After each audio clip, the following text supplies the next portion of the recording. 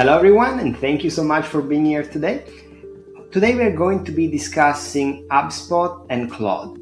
Essentially, we want to see how we can leverage Claude to create HTML emails that feel like your brand and can be used at scale to promote your business. In order to do that, the secret is going to be in the scripts that we are going to use in Claude. So let's jump right into it and see how we can do that in just 5 minutes. As you can see here, I have a Claude conversation open, and the first thing that I'm gonna do is I'm gonna type my website URL, and after that I have a script that I use, which is the following. I'm gonna copy and paste it in here real quick. Tell me, looking at the website, if you understand what we do. If so, can you identify my brand colors, font, and style of language? And I'm going to ask Claude to analyze all of that. The analysis is gonna be relatively fast, and it's not gonna take too much of our time. As you can see here, the analysis has been completed, and it is already identifying what Ziv advertisement is and does. It did a pretty good job identifying everything that the brand is about, including the style of language. The next step is going to be giving some additional context if we feel it is relevant.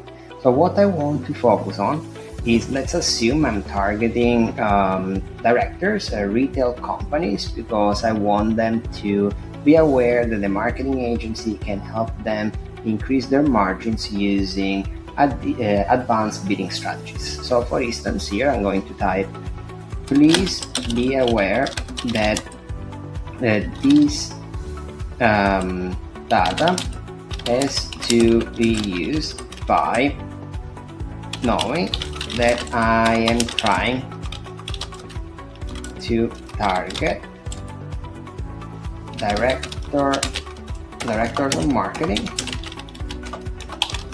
at online retailers with the goal to explain them that agencies can help brands increase margins and profitability by using advanced bidding strategies such as new customer acquisition and predictive ROAS. Then after this, I'm going to ask if they understand why I'm choosing this target audience. Do you understand why directors of marketing at online retail brands are our main target audience? I'm essentially now adding the AI reason as to why I chose this audience. And I need to make sure that everything that pops up in this answer is relevant for me, because this is what's going to essentially shape our emails. If I look at this here, it seems that the answer is pretty solid and it makes sense to me. But in addition to that, I'm going to ask one more question that is going to deepen the conversation. I'm going to ask, according to what we have discussed, how would you prioritize their pain points in relation to our product? In this case, services. And I'm going to let it think about their pain points.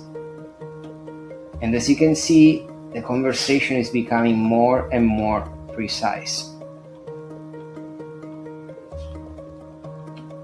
Now we can keep deepening the conversation if you want to, but at this point, once you have read this document, you can create the final script. Of course, there is going to be some fine-tunings we're going to do, where I'm going to ask to generate 5 email funnel for HubSpot per audience. And here I specify we only have one audience. Emails need to be in HTML and already designed using the brand identity you already know about since you analyzed it. We are gonna give this command. As you guys can see, the process is completed and the 5 emails with HTML code have been generated. So the first email has a very bold statement on the top: you are spending more, making less, and your CEO wants answers. As you can see, the email is very nicely designed, super to the point. The call to action is leading to the website, and the second email is following the same structure, but in this case it is focusing on your ROAS looks great, your margins don't.